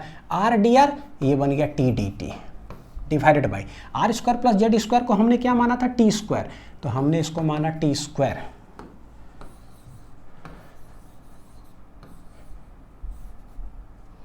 चलो देखते हैं, ठीक है। R d r t d t बन गया, r square z square, sorry r square plus z square को बच्चों टी स्क्वायर माने हैं, यहाँ पर है टी पर मतलब ये 3/2 इंटीग्रेशन है, ये भी आर में इंटीग्रेशन चल रहा है, ठीक। देखते हैं जरा, ये 2 गया तो बचेगा क्या, ऊपर हो गया टी डी टी, नीचे आ रहा है क्या टी क्यू, ठीक। तो ये देखो एक टी और चला गया तो यहाँ स्क्वायर बचेगा, यानी कि इंटीग्रेशन होने वाला है कितना, टी, इस टी के पावर -2 dt का इंटीग्रेशन होने जा रहा है। सवाल है कि कहाँ से कहाँ तक। देखिए पूरा इतना जो कॉम्प्लेक्स था वो कितना आसान इंटीग्रेशन में चला गया, किसका, टी डी टी का, समझो कि इंटीग्रेशन हो गया, तो भैया बहुत आसान हो गया। तो हम करें क्या, बोले भाई आर आर में जब था ना तो ये r = 0 से कैपिटल R तक जा रहा है, तो t में कैसे जाएगा, तो हम यहीं से जिसको सपोज करते हैं ना बच्चों, वहीं से हम कुछ करते हैं। बोलते हैं देखो r में जब r है 0 तो बोलेंगे सिंस हमने जो माना है r square plus z square equal to t square है, तो लिखेंगे कैसे, देखो व्हेन r = 0, बताओ कि t इक्वल टू क्या है, क्योंकि आप वेरिएबल t में जा रहे हो, ठीक है। हम ये वाला लिमिट वहाँ नहीं रख सकते हैं। तो r जब है 0, पुट करो r = 0, तो देखो यहाँ से निकलेगा क्या, टी स्क्वायर हो जाएगा कितना, जेड स्क्वायर, ये चला गया तो टी बराबर आ रहा है z, ठीक है। अच्छा, और वो अपर लिमिट क्या है, तो r इक्वल टू जब कैपिटल R हो गया तो बताओ कि t बराबर क्या, r इक्वल टू कितना हो गया, कैपिटल R, तो भाई t बराबर क्या होगा, तो बोले टी स्क्वायर जो है वो हो जाएगा r square plus z square, लेकिन व्हाट विल बी t हो जाएगा √r स्क्वायर प्लस कितना हो जाएगा जेड स्क्वायर, t कितना हो जाएगा √r square plus z square. एक लाइन में अगर समरी में बोलूँ ना बच्चों की मैं कर क्या रहा हूँ, बहुत जरूरी है समझिए इस चीज़ को। हुआ क्या, हमारा इंटीग्रेशन चला था ना छोटा r में, तो छोटा r था RDR, बहुत बढ़िया, छोटा r = 0 से छोटा r = r तक ऐसे चला इंटीग्रेशन। लेकिन इस r में बड़ी कॉम्प्लेक्सिटी आया ना, तो हम इसको हटा करके एक नया वेरिएबल में लेके गए t में, लेके चले गए t में, ठीक है। तो लेके गए t में तो हमने सॉल्व किया, बड़ी आसान आया, 1/t² dt का इंटीग्रेशन, बहुत आसान हो गया ये, इसीलिए ऐसा किए। अब टी में हो गया, dt, तो भैया t में कहाँ से कहाँ तक चेंज करेगा, तो कहाँ से लिमिट्स लाएं, तो लिमिट्स आपने जो माना था ना वहीं से लाते हैं। r और t में क्या रिलेशन है, तो बोलते हैं जब r है 0 तो बताओ कि t है क्या, तो हमने निकाला t आया z, ठीक है।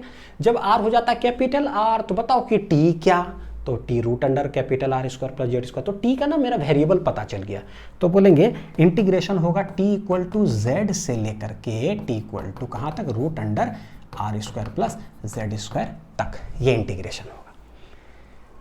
समझ में आ गया बढ़िया से, तो जहां ये है उसके जगह पर अब हम वो लिखेंगे। चलो, यानी जहां पर ये दिखता है देखो sigma z divided by 2 epsilon not, जहां पर ये पूरा दिखाई देता है वो हो जाएगा t = z से लेकर के t = √R square plus z square. Integration कितना है भैया, t के पावर -2 dt, तो देखो sigma z divided by 2 epsilon not integration. Direct answer लिख देते हैं बच्चों, देखो हम लोग जानते हैं 1/t² ही तो है इसका इंटीग्रेशन, और 1/t² का इंटीग्रेशन कितना होता है, -1/t, है ना। ये बहुत बार आया है, जरूरत पड़ा है। कैसे करेंगे, t के पावर -2 + 1 डिवाइडेड बाई -2 + 1, -1 बटे कितना आ जाएगा t, तो हम बोलेंगे इसका इंटीग्रेशन आता है -1/t z से लेकर के √R square plus z square तक। तो जहाँ t दिख रहा है वहाँ पर सब्सटीट्यूट कर दो, तो sigma z divided by 2 epsilon not. देखो एक और चीज़ सिखाता हूँ, बहुत चीज़ है सीखने के लिए। अगर ये माइनस नहीं रहता तब क्या करते, तो पहले हम इसको सब्सटीट्यूट करते फाइनल माइनस, फिर यहाँ पर z सब्सटीट्यूट करते, तो पहले ये लिखते फिर बाद में z, लेकिन यहाँ लगा हुआ माइनस, इसका क्या मतलब है कि पहले इसको मत सब्सटीट्यूट करो, पहले इसको सब्सटीट्यूट करो, यानी उल्टा। तो डायरेक्ट आंसर लिखना चाहेंगे, बोलो माइनस है, यानी कि 1/z माइनस हो जाएगा कितना, ये आप करके देखो बच्चों। ये माइनस आप बाहर लोगे, फिर पहले इसको रखोगे, फिर माइनस अंदर डालोगे पलट के ही तो ये हो जाएगा, है ना। तो ये सब डेवलप करो धीरे, माइनस रहे तो इधर से सब्सटीट्यूट कर दो, ठीक है।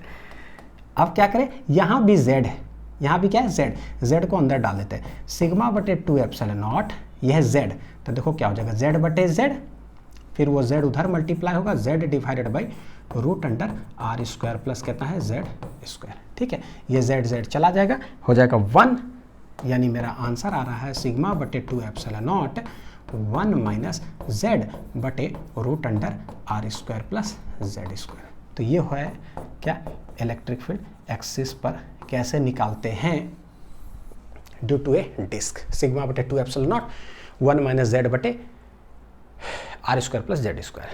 ठीक है, 1 माइनस जेड बटे, देखो कहीं दिख रहा है ऑप्शन में बच्चों, सिग्मा बटे 2 एप्सिलॉन नॉट 1 माइनस जेड बटे, अच्छा यही है ना, ये तो 1 प्लस, चलो ठीक है। तो ऑप्शन नंबर कौन सा हो जाएगा? ए। तो उम्मीद है कि बहुत कुछ बच्चों सीखने के लिए मिलता है, समझ में आया होगा।